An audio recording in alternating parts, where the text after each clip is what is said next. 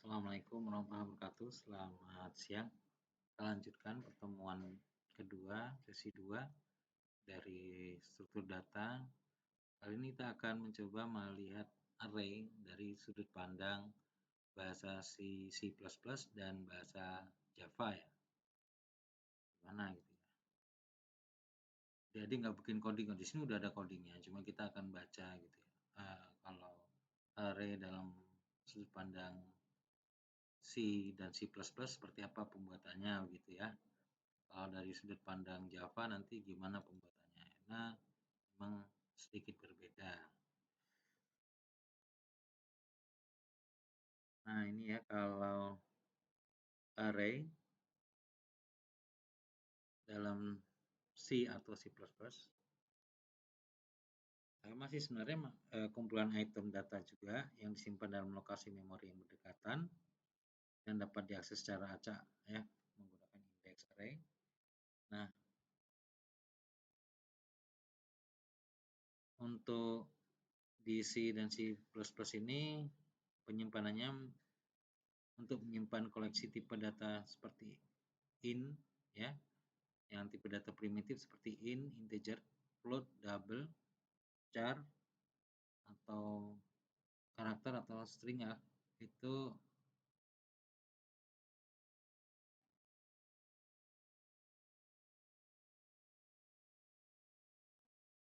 bisa dilakukan di C++ ini ya.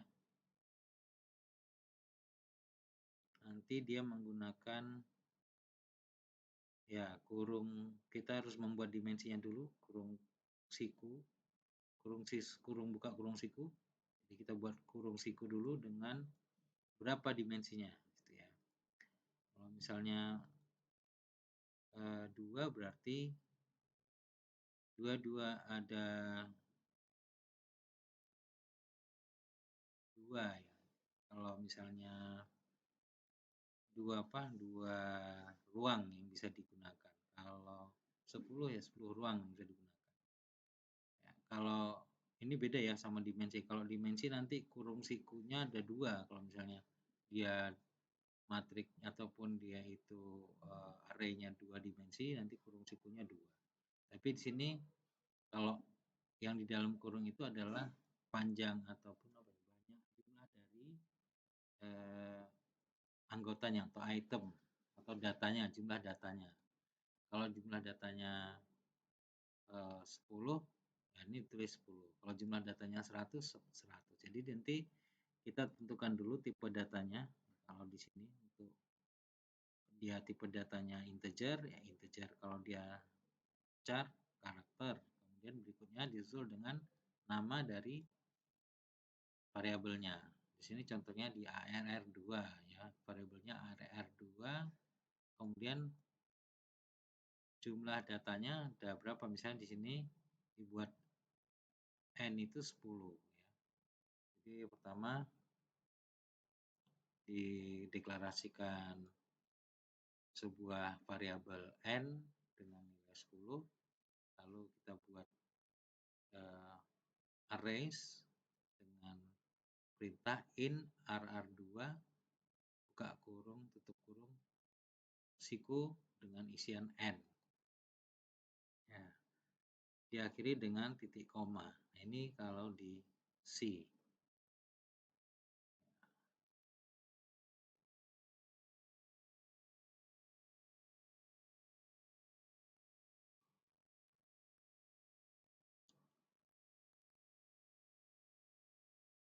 Balik lagi ke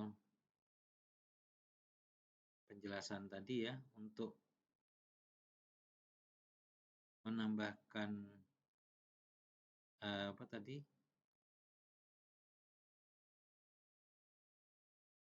Lebih jelasnya untuk menambahkan data di array, lebih jelasnya itu bisa dilihat pada gambar berikut. Nah, di sini ada gambar. Ini seakan-akan ini bentuk memori ya. Misalkan anggap aja ini misalnya RAM gitu ya. Anggap aja ini RAM.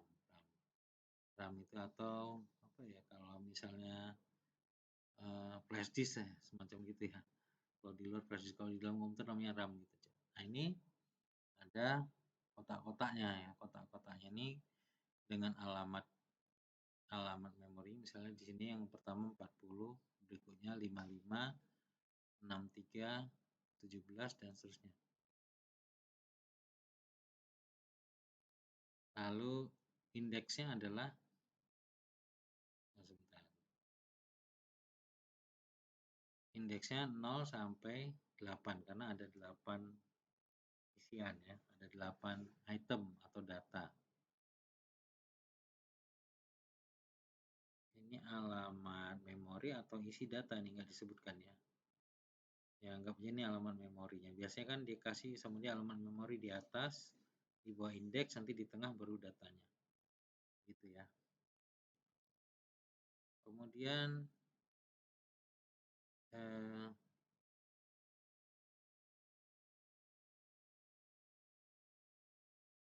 nah, dari sudut pandang C, tujuan dari pembuatan array itu untuk apa gitu ya. Kalau di sini, mengapa kita membutuhkan array? Dari sudut pandang C, kita dapat menggunakan variabel normal V1, V2, V3, dan seterusnya ketika kita memiliki sejumlah kecil objek. Tetapi jika ingin menyimpan sejumlah besar, instan menjadi sulit mengelolanya dengan variabel normal. Jadi kalau sudah jumlah yang disimpan itu banyak sekali, mungkin kita tidak menggunakan array. Ya, tidak kesulitan nanti pada saat pencarian karena urut kan ya. Maksudnya apa?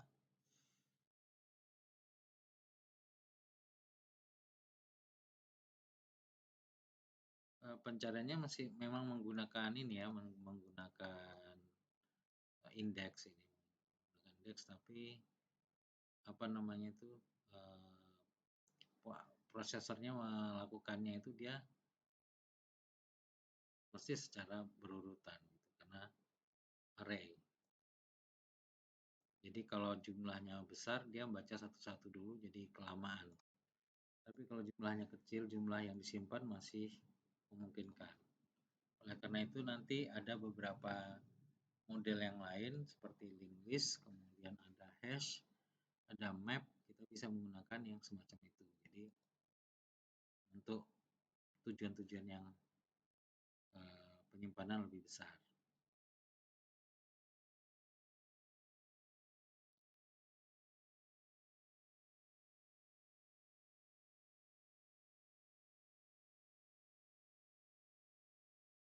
Nah, ini ada gambar pendeklarasian array di C itu dulu semacam ini ya. Contohnya. Untuk integer A3, ada 3 yang ditempatkan 3 data. Bisa juga menggunakan seperti ini ya. Integer A 3, 1, 2, 3, mengkurung tutup koma. Bisa seperti ini. Ini ada beberapa model pengisian data langsung ya pada saat deklarasi. Jadi tampil di gambar yang bisa dilihat semacam ada berapa model ini, 1, 2, 3, 4, 5 ya, ada 5. S1, 2, 3, 4. Yang kelima ini apa? Menunjukkan adanya tipe datanya ya, integer.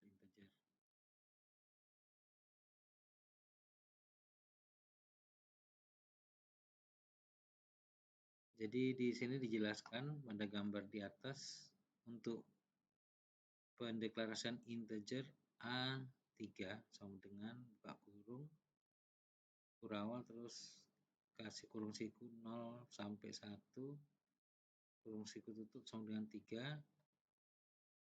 Ini sebentar,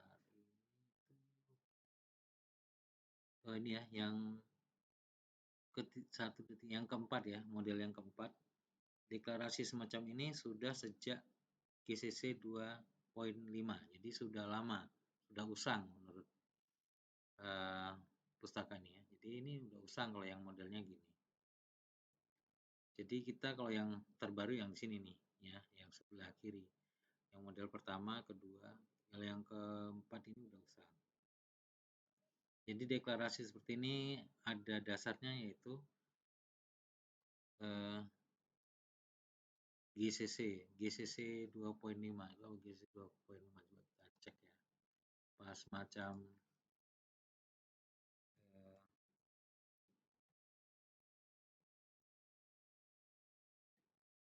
ya itu semacam GNU Project ya, GNU Project yang dirilis ya. Untuk GCC 2.5 itu tahun 93 ya, lama sekali ya. Yang sekarang 2021 GCC-nya adalah 8.5. Jadi udah modern, jadi dia cara mendeklarasikannya juga sudah lebih simpel. Oke, kita kembali lagi. Nah, ini. Nah, ada berbagai cara ya, ada berbagai cara tadi di mana kita dapat mendeklarasikan sebuah array. Itu dapat dilakukan dengan menentukan jenis dan ukurannya. Dengan menginisialisasi atau keduanya. Ini bisa menginisialisasi dulu atau langsung diisi dengan ukurannya. Ini contohnya ada 1, 2. Pertama, deklarasi array dengan menentukan ukuran. Ya, in AR1 buka kurung siku 10 tutup kurung siku. Yang kedua kita deklarasi dulu n-nya ya sebagai integer. N sama dengan 10. Baru in ARR2 buka kurung siku n kurung siku tutup. Kemudian deklarasi dengan menginisialisasi elemen. Jadi langsung kita tambahkan elemennya ataupun anggota atau datanya ya. In ARR buka kurung siku tutup kurung siku sama dengan kurung kurawal diisi datanya 10,20,30,40, berarti ini data integer bilangan bulat ya kan.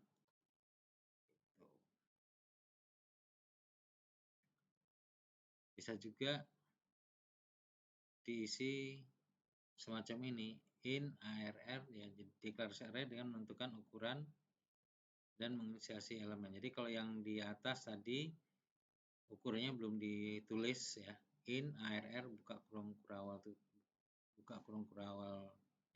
buka kurung siku tutup kurung siku sama dengan buka kurung kurawal baru datanya.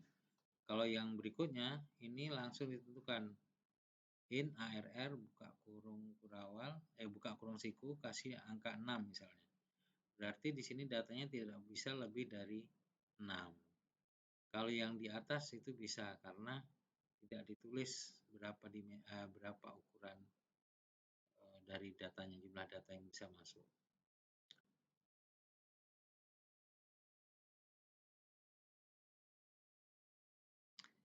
Nah, apa sih keuntungan array di C atau C++? Pertama, akses acak elemen menggunakan indeks array ini sama sih ya. Di Java juga bisa nanti. Menggunakan baris kode yang lebih sedikit karena menciptakan satu lari dari beberapa elemen. Nah, jadi nanti bisa lebih ringkas codingnya gitu ya. Akses mudah ke semua elemen. Kemudian traversal melalui array menjadi mudah. Traversal itu membaca data ya melalui array menjadi mudah menggunakan satu loop. Satu loop berarti satu periode lah ya, satu kali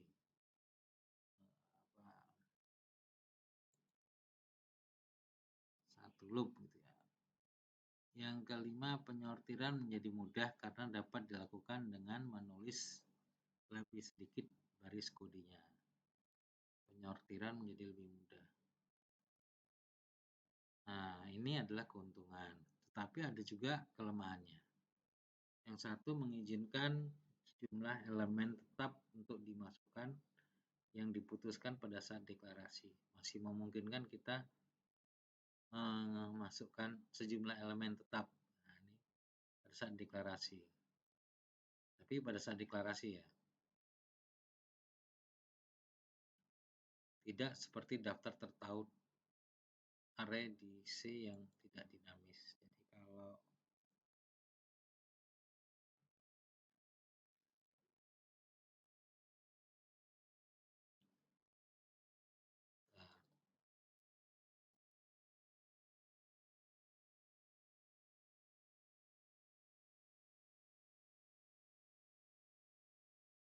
insertion and deletion allow fixed number udah ya. Allow fixed number element to enter which is decided at time of declaration. Jadi kita bisa nambah elemen pada saat dia dideklarasikan.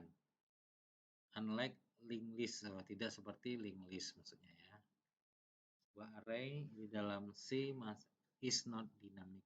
Nah ini kita nanti akan lihat bagaimana kalau di linked list ya, dinamisnya seperti apa gitu. Kalau di C dianggap tidak dinamis. Kemudian insertion and deletion. Insertion berarti menyisipan dan penghapusan anggotanya atau elemennya, isinya.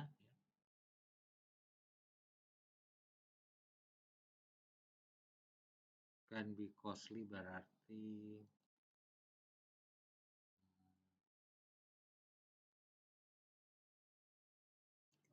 kan apa itu can be costly? Memakan biaya.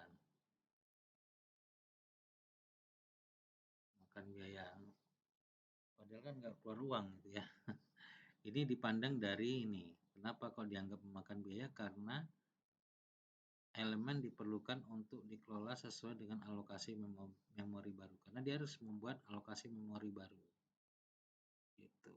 Jadi setiap penghapusan elemen berarti itu dianggap sebagai alokasi memori baru. Nah ini membuang sumber daya sebenarnya. Makanya dianggap memakan biaya. Bekasnya kemarin nggak bisa dipakai, jadi dia harus pakai alokasi memori baru. Oke. Fakta tentang array di C atau C++.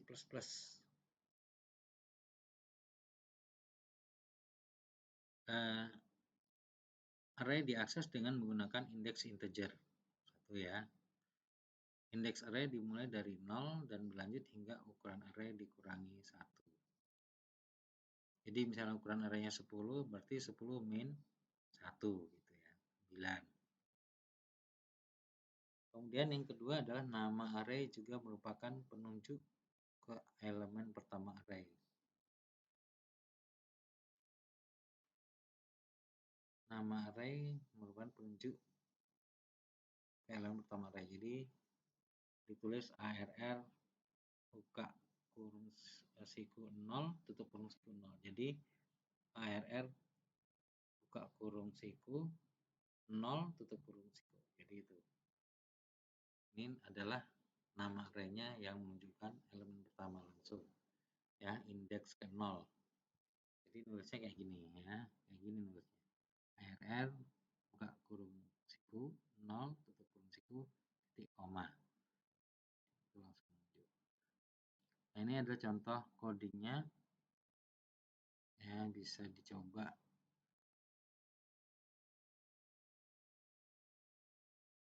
Di sini ada dua versi, yang satu C, satunya C++. Ya, tadi perbedaannya adalah menambahkan using namespace std.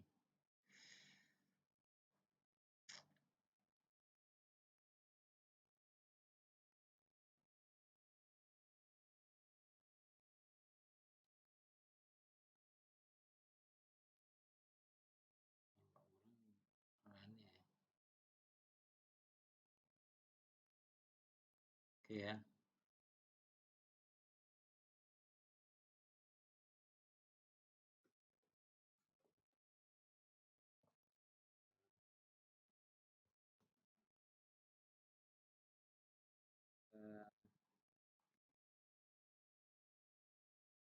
Jadi kalau mau dirubah-rubah boleh nih ya. Ini dicoba dulu. Di sini diklik pensilnya ya, edit code. Kemudian Anda bisa nyoba-nyoba, misalnya yang dirubah adalah jumlah dari anggotanya itu ya. Kemudian misalnya nih I-nya dimulai dari yang tidak 0 gitu ya. Kurangnya dari kurang berapa? Misalnya kalau ini kurang 5, berarti dia harus kan 5 min 1 udah selesai 4. Ini data yang 4 dari 0. Jadi ini kalau dilihat, nah ini yang dicetak apa nih?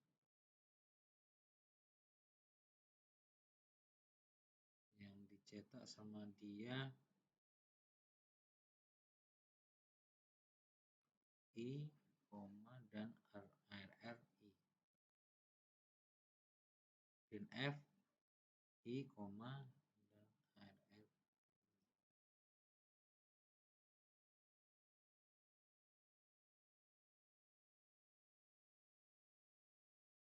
Dia ngambil isi dari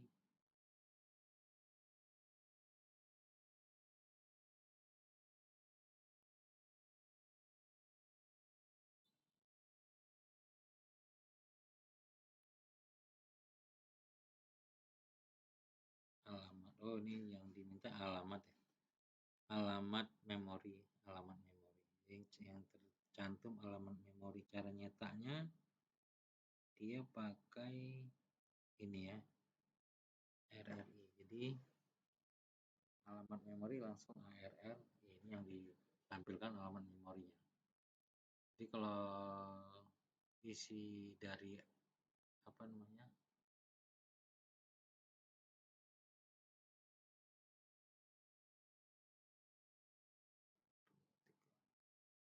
isi dari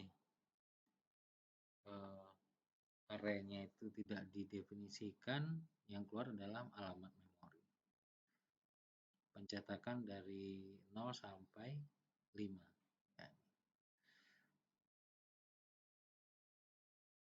Jadi dia ngambil alamat memorinya.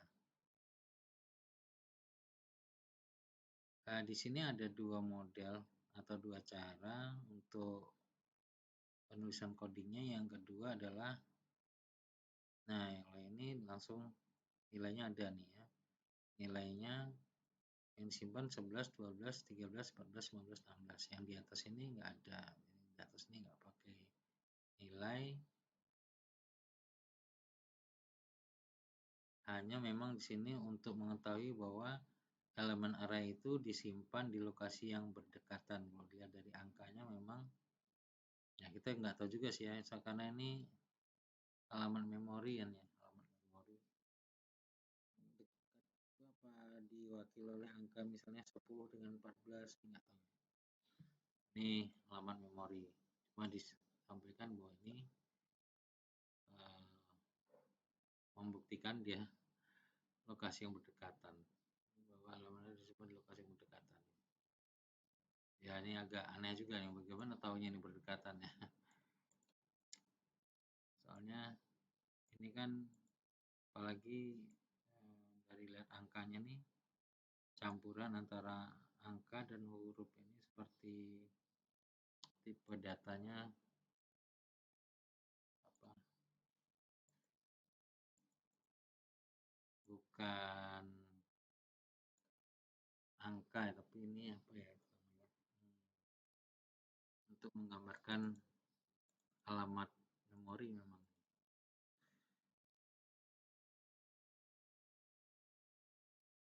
Kalau yang di kedua ini, yang berikutnya dia otomatis yang dicetak adalah angkanya ya, isinya ya.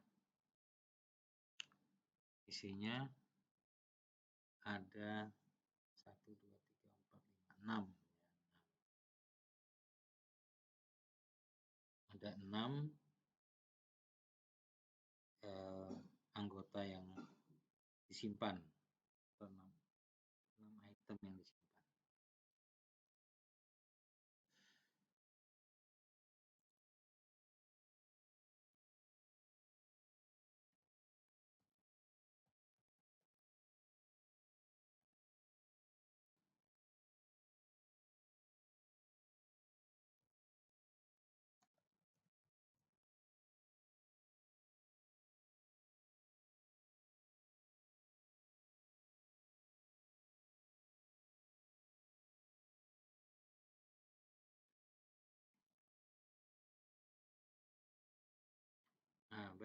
Jadi ini contoh saja dia bahwa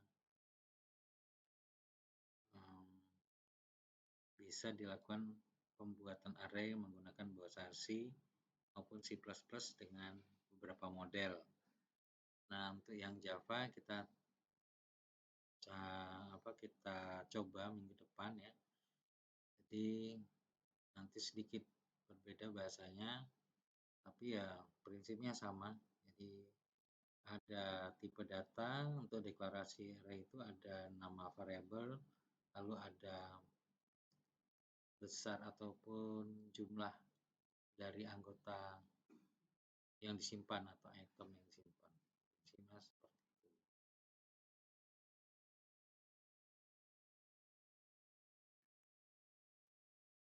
Terima kasih untuk pertemuan hari ini atas perhatiannya.